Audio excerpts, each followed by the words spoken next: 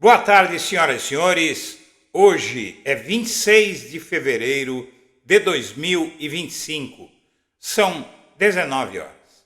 Minha amiga, meu amigo, o Supremo Tribunal Federal está convencido de que Bolsonaro vai para o confronto, sobretudo agora que já está claro que o governo de Donald Trump vai entrar nessa disputa retórica, política. O Trump não vai mandar a quarta frota invadir o Brasil para resgatar Bolsonaro, nem vai misturar negócios com isso, mas vai ficar fustigando o Brasil retoricamente, falando e tomando, talvez, eventualmente, decisões contra membros do Supremo, contra pessoas físicas, contra CPFs. E, no caso, o primeiro é o de Alexandre de Moraes. E, na verdade, deve ser o primeiro e único. O foco em Alexandre de Moraes vai tentar reduzir tudo que existe contra Bolsonaro a uma birra de Alexandre de Moraes. Esqueça-se os outros 10 ministros do STF, esqueça-se a Procuradoria-Geral da República, esqueçam-se as toneladas de provas que há contra Bolsonaro.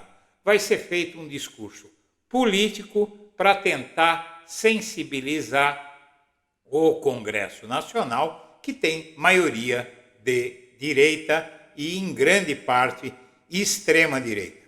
Ao mesmo tempo, o Alexandre de Moraes, não ele sozinho, mas a instituição Supremo Tribunal Federal, o sistema de justiça brasileiro, 2 dos 3 poderes, o poder executivo e o poder judiciário, e também o Ministério Público, na pessoa do professor Paulo Gonet, já se decidiram que vai ser muito difícil de permitir que esse julgamento transcorra com o Bolsonaro em liberdade, incitando o ódio às instituições e, sobretudo, às pessoas que comandam as instituições. O que é que significa isso? Que novos atentados, como o do Homem-Bomba do STF do fim do ano passado, devem se repetir, agressões como aquela que matou Marcelo Arruda lá no Paraná, que agora teve o julgamento, violência, desordens de todo tipo. E isso só está acontecendo porque existe um grupo criminoso disposto, com ramificações dentro do Congresso Nacional, em várias instituições, querendo insuflar bagunça, baderna. Enquanto nós aqui nos preparamos no Brasil para julgar os crimes de Jair Bolsonaro, o filho dele está percorrendo os Estados Unidos e tentando insuflar reações como essa contra o Brasil. O que é que acontece? O Supremo Tribunal Federal, na sua primeira turma, que é a turma que cuida de assuntos criminais, vai discutir no fim do mês que entra, março, até o fim do mês que entra, vai discutir a denúncia da Procuradoria-Geral da República contra Bolsonaro e dali em diante, a partir da discussão dessa denúncia na primeira turma, vai ser aceita a denúncia do Procurador-Geral da República, não tenha dúvida, ninguém em sã consciência tem dúvida, e ao fim do mês de março o Bolsonaro vai virar réu. A partir dali, não será mais tolerado que ele faça o que está fazendo e as providências vão começar a ser tomadas. E a primeira providência é tirar o Bolsonaro de circulação, a menos que ele mude de opinião.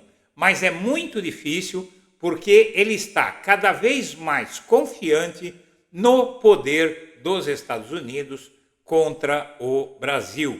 E já está aí convocando mais manifestações contra o STF, mais manifestações contra o governo Lula, que não tem nada a ver com o julgamento do Bolsonaro, e nem com as decisões do STF. O Bolsonaro quer tumulto no Brasil para tentar obrigar o Supremo Tribunal Federal, tentar obrigar o Poder Judiciário brasileiro a deixá-lo sair impune de todos os crimes que ele cometeu e, como diz o ministro Luiz Roberto Barroso, o presidente do Supremo Tribunal Federal, não fazer nada quanto à tentativa de golpe, contra tudo isso que está acontecendo, significa a garantia de que vai acontecer de novo e na próxima vez pode ser que dê certo.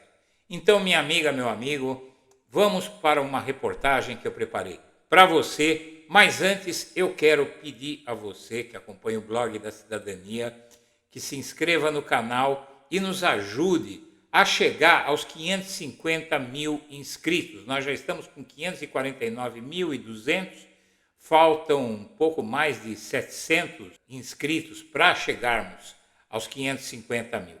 Além disso, minha amiga, meu amigo, eu quero te fazer um convite. Eu quero te fazer um convite para se unir a todos os companheiros da comunidade do blog da Cidadania que estão entrando neste projeto que nós estamos desenvolvendo de fortalecer o canal para que nós possamos enfrentar uma verdadeira guerra que vem pela frente no Brasil.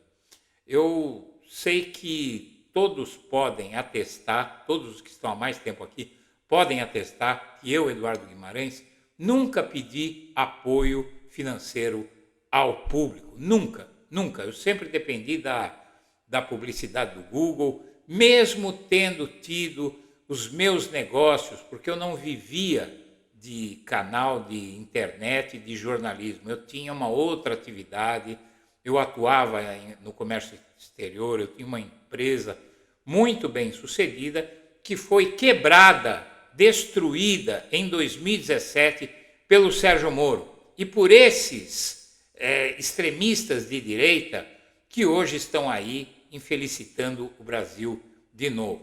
E hoje eu estou sobrevivendo às custas da publicidade do Google, que paga minhas contas, não como eu vivia antes.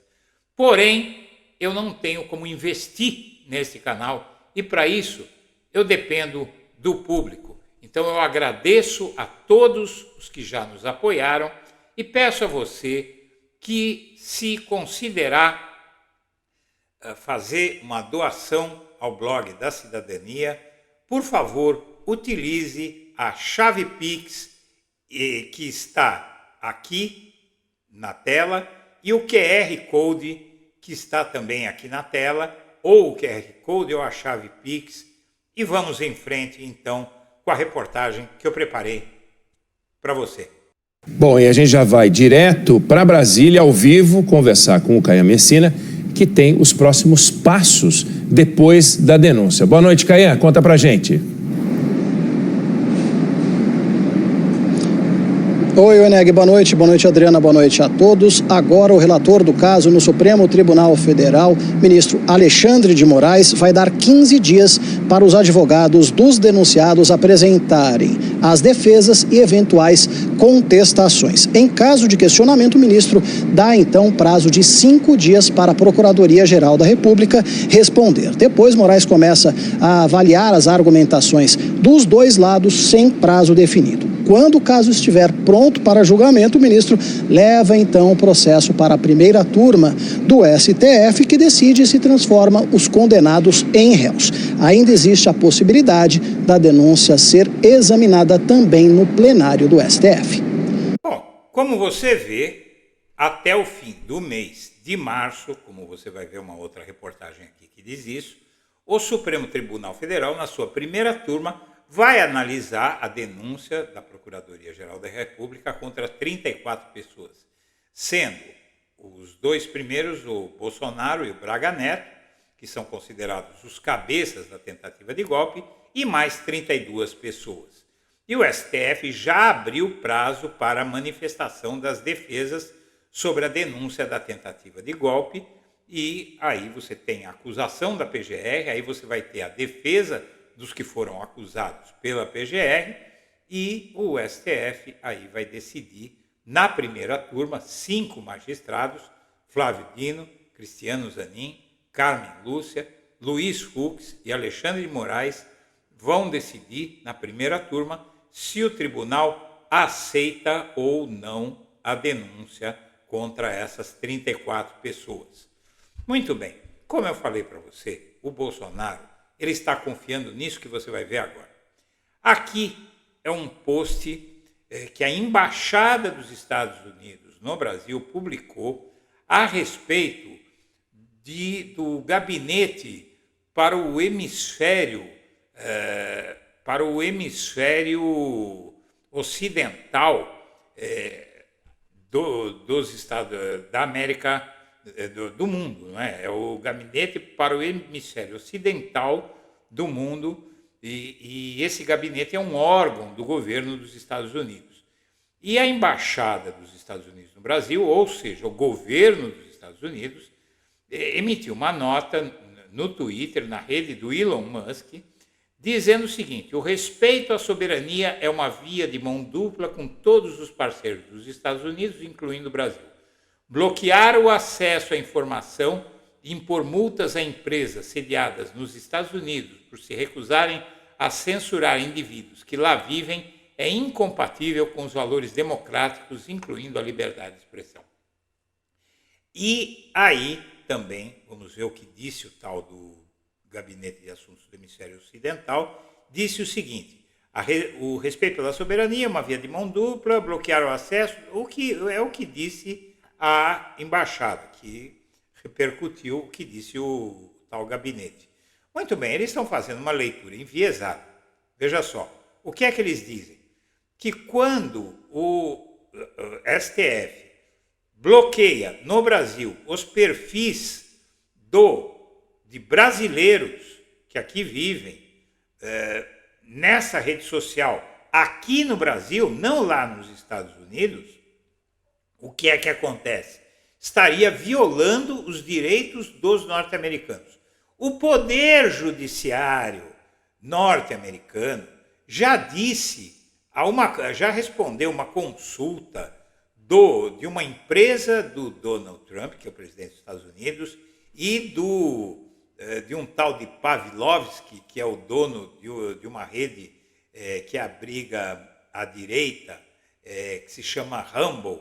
Essa rede desafiou o STF, dizendo que não vai bloquear pedido de ninguém, mesmo sendo ordem da justiça brasileira. Ou seja, o que é que os Estados Unidos querem? Que a justiça deles, que um governo deles, sem nem o respaldo da justiça dos Estados Unidos, possa decidir as questões no Brasil, as questões jurídicas no Brasil, como uma decisão do Poder Judiciário brasileiro de impedir que aqui dentro do Brasil, gente como o Alan dos Santos, que é foragido, e vários outros foragidos da justiça brasileira que estão nos Estados Unidos, possam falar livremente o que quiser aqui, mentir, agredir autoridades, deturpar fatos, podem fazer o que quiser aqui. Muito bem. A Justiça dos Estados Unidos negou esse pedido de liminar contra o Alexandre de Moraes e, mesmo assim, o governo dos Estados Unidos ignorou tudo isso e emitiu essa nota. Ou seja, o Donald Trump vai continuar fazendo esse tipo de coisa. Ele não tem o que fazer, ele pode, eventualmente, emitir sanções comerciais contra o Brasil por causa disso. Até poderia, mas não vai fazer isso porque vai haver uma gritaria lá dentro. E a justiça norte-americana já tem reiteradamente proibido o Trump de fazer um monte de coisas, como eu mostrei na reportagem de hoje do Primeiras Notícias aqui no blog da Cidadania. Eu recomendo a todos que assistam. Muito bem, o que é que acontece? O Bolsonaro, sentindo-se empoderado pelo Trump, convoca segundo ato pró-anistia, desta vez em São Paulo. O Bolsonaro convocou apoiadores para um ato no dia 6 de abril, na Avenida Paulista, em defesa da anistia de envolvidos no ataque de 8 de janeiro, e quem vai comandar isso é o Malafaia. No dia 6, quando o Bolsonaro fizer o ato no Rio, a Carla Zambelli convocou um ato para São Paulo, no qual o Bolsonaro não vai. Ele convocou o ato dele para fustigar o STF. O resultado disso é realmente tentar fazer com que as pessoas fiquem com ódio do STF, do Alexandre de Moraes, do governo Lula, querem provocar uma convulsão social no país. O STF, inclusive, negou uma estratégia do Bolsonaro de pedir 3 meses para responder à denúncia da PGR. Por quê? Porque assim ele vai empurrando o julgamento para frente. Mas, evidentemente, que o STF não vai aceitar. O STF quer julgar rápido, não quer julgar isso em 2026, para não repetir o que aconteceu com Lula em 2018, que na véspera da eleição ele foi tirado da eleição liderando todas as pesquisas. Muito bem, o que acontece? A preocupação no STF, após a denúncia de Bolsonaro pela PGR, é que a proximidade do início do julgamento motive aloprados a voltarem a ameaçar o tribunal. Aqui você vê no dia seguinte a uma tentativa de um homem-bomba de explodir o tribunal, não é? E é esse tipo de coisa que o STF acha que está para acontecer graças à insuflação do Bolsonaro e do Donald Trump, lá nos Estados Unidos, do Elon Musk, não é? Via X, aqui no Brasil. E o STF prevê, para o fim de março, o julgamento da denúncia contra o Bolsonaro. O que significa isso? Que até o fim do mês que vem, o mês que vai começar daqui a 2 dias, não é? Daqui a 2 dias começa o mês de março, no fim de março, a primeira turma vai tornar o Bolsonaro réu. A partir dali, acabou a moleza para ele. Ele vai ter um freio ou vai sofrer uma prisão preventiva, para que ele pare de insuflar. E tantos quantos tentem insuflar caos social aqui no Brasil, haverá prisões em benefício da ordem pública. Não punir adequadamente trama golpista é incentivo para que se repita, diz Barroso. O presidente do STF participa de evento do Banco de Investimentos BTG Pactual hoje e ele disse o seguinte, afirmou que, na visão da Corte, não punir adequadamente os crimes cometidos no 8 de janeiro é um incentivo para que a situação se repita. Quem perder da próxima vez pode achar que pode fazer a mesma coisa. Portanto, nós precisamos encerrar o ciclo da história brasileira em que a quebra da legalidade constitucional fazia parte da rotina, como sempre foi, disse o Barroso. É um recado para o Bolsonaro, é um recado para o Trump, e quando o julgamento começar, veja, todos esses áudios, todas essas informações que vieram a público agora, vão vir a público com muito mais força quando o julgamento começar e o bolsonarismo vai ser desmoralizado. Aliás, é outra coisa, doutor Moro, que é importante o senhor saber o que eu penso. Eu vi já alguns depoimentos, aí eu vi a busca e apreensão na casa do jornalista Eduardo Guimarães. Na última terça-feira, 10 de julho de 2018, eu, Eduardo Guimarães, fui à Superintendência da Polícia Federal, em Curitiba, para receber devolução dos equipamentos de trabalho como jornalista que me foram confiscados ilegalmente pela Polícia Federal em março de 2017, no âmbito de uma operação ilegal contra mim de condução coercitiva por conta de acusação do juiz Sérgio Moro de que eu teria avisado o ex-presidente Lula de que ele seria alvo da 24ª fase da Lava Jato. Senhoras e senhores, eu agradeço a atenção e deixo meu abraço para todo mundo.